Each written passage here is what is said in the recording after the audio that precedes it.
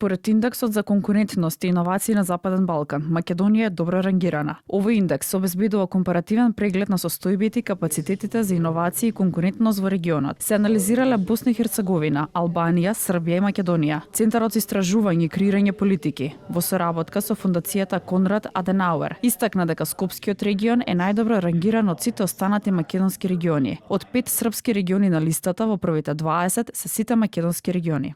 Каскаме во однос на индикаторот за продуктивност, таму треба да ја зголемиме интервенцијата за да можеме да бидеме по-продуктивни. Тоа може да се случи само доколку имаме и дигитална трансформација во компаниите.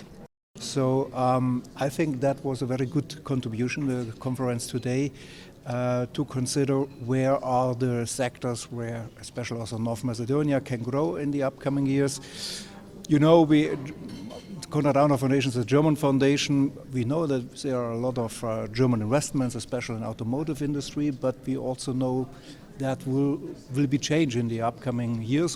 Министерот за дигитална трансформација Стефан Антоновски во однос на најавите за укинување на роаминг на ЕУ со Западен Балкан посочи дека тоа не зависи од земјава, туку од ЕУ. Оптимистичко сценарио тоа да се случи би можело да биде 1 јануари 2027 година. Последната измена на Законот за електронски комуникации е испратена на Европската комисија на мислење, утврдена на влада и испратена по позитивното мислење од страна на Европската унија ќе биде донесена и во собранието. Во меѓувреме ЕУ започнува преговарачки процес.